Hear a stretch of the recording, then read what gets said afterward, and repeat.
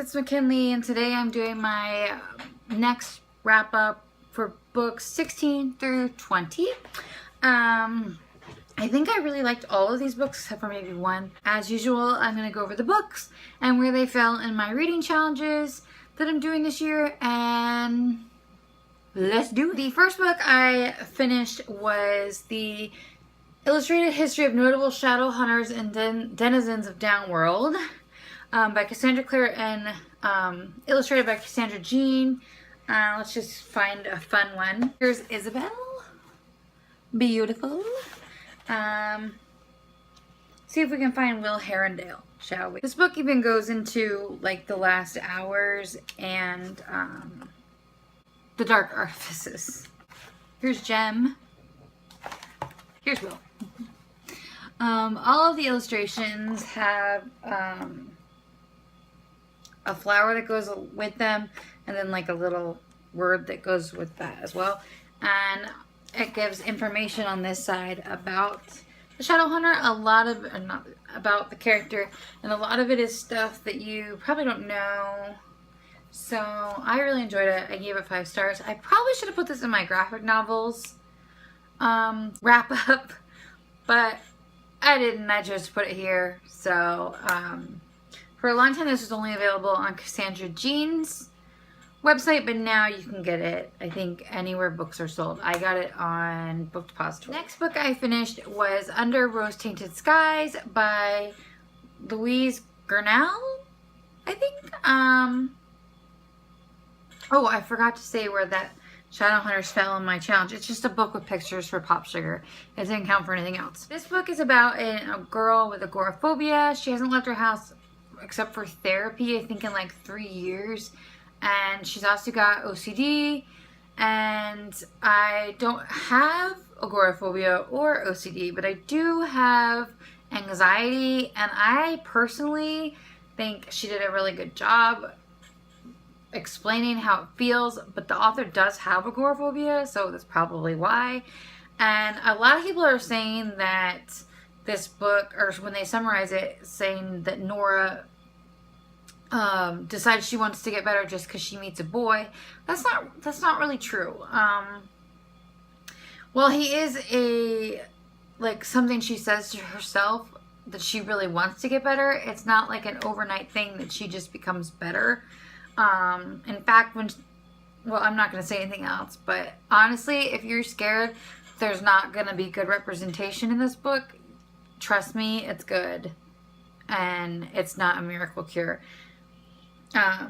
Plus, like I said, Louise is agoraphobic, so she would know better than I if it's good representation of agoraphobia. But I think that she captured anxiety really well and self-harm.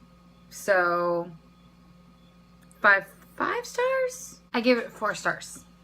For reading challenges, this book came in as my book by an author from a country I've never visited for Pop Sugar, and the author is from England. And for Diversity Bingo, I counted it as a main character with an invisible disability, because she even actually talks about her disability is invisible in this, and it didn't count for the other 2 challenges. The next book I finished was The Melody of You and Me by M. Hollis. I read this book mainly because there's a pansexual character in it, and I needed that for one of my squares. And I've already read the other 2 that everyone has been talking about because I am pansexual. So it's something I've been looking for. But this book or novella, just everybody I know is giving it 4 or 5 stars, and I don't really understand why. I did not really enjoy it. I think it would have benefited from first person point of view. It's in third person, and I don't think that was the way to write it. I thought that the characters, I think it was kind of insta-lovey, and I just don't think they gave them time for the characters to develop. And I don't know, I didn't buy it, I guess is the best way I could say.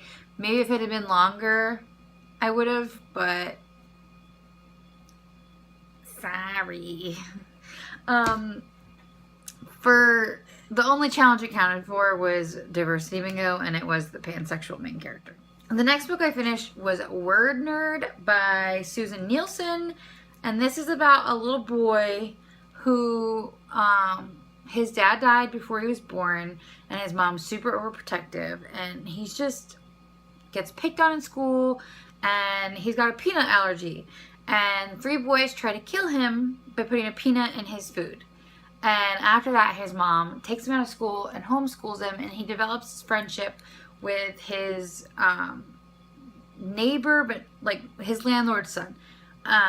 They live in a basement apartment, and the landlord's son just got out of jail, and they end up playing Scrabble together. They bond over Scrabble, and they join a Scrabble club, and the mom doesn't know about it, and it just kind of takes off from there. It's a really, really adorable middle grade. I really liked Cosmo, who's the guy who got out of jail, and the main character, whose name I of course don't know, Ambrose. And I just think he's a really sweet boy, and he's just confused, and his mom's moved him around a lot, and he's never had a dad, and it's just like, it's adorable.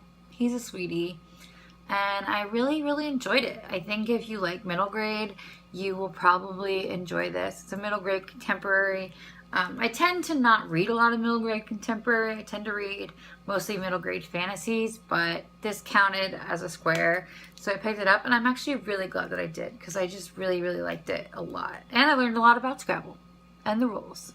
So I gave this book 4.5 stars, and where it fell on my challenges is it didn't count for anything but the diversity bingo. Can you tell which challenge I prioritized? Is it obvious? It counted for a main character with an anaphylactic allergy. The last book I finished was Like No Other by Una Lamarche. I have no idea how to say that.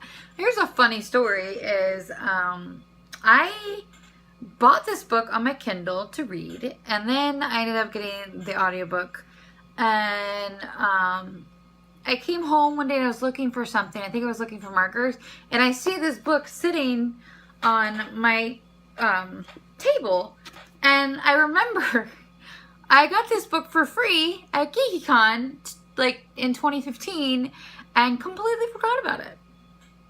So I ended up I listened to it completely on my audiobook, but I think it's really funny that I owned it and didn't know about it, because I just happened to find it for some other reason. But I just thought that was hilarious, because I'm an idiot and don't even know what books I own. I really need to get organized. But anywho, this is about a Hasidic girl and a black boy who end up getting stuck in an elevator during a hurricane, and they kind of bond and start this like forbidden love. I do think that this is considered a Romeo and Juliet retelling. At least the penguin lady who gave it to me at GeekyCon said that. And I can see it, but it's also way better than Romeo and Juliet. I'm not a fan of Romeo and Juliet.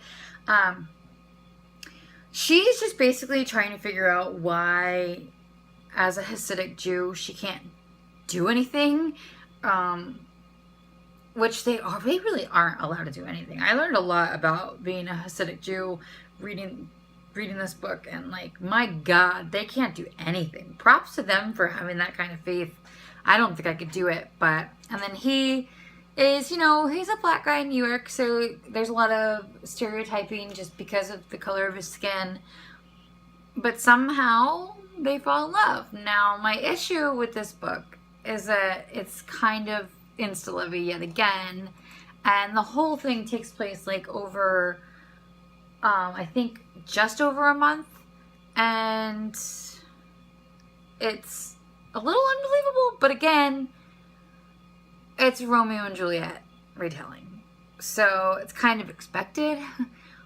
But I do think that if you like love stories like that, or even if you like Romeo and Juliet but didn't like the ending, maybe give it a go.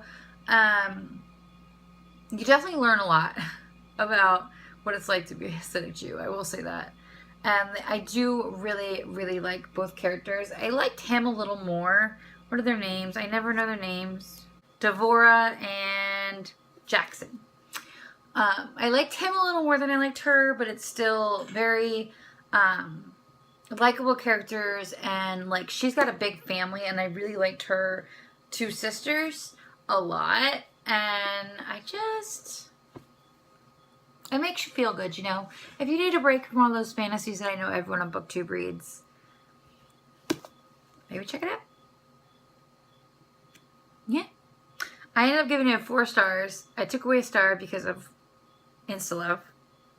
But for my challenges on Pop Sugar, I count it as an audiobook. I did say in a recent video that I counted P.S. I Still Like You as my audiobook, but I ended up moving that to a bestseller from 2016. And so this is now the book is to an audiobook. And then for Diversity Bingo, it has a practicing Jewish main character. It didn't count for the other 2. So yeah, that's my wrap up for these 5 books. Another wrap up should be coming soon because I finished 4 already for the next one. So keep an eye out for that. And please like this video if you liked it. Let me know if you've read any of these books, what you thought of them. Subscribe if you haven't already. I would really appreciate it. And I would also really, really love it if you don't follow me on Instagram, to go follow me on Instagram. I post way more on there, and that's like my social media of choice. So if you're not following me there, please go follow me. I'll see you guys soon. Bye.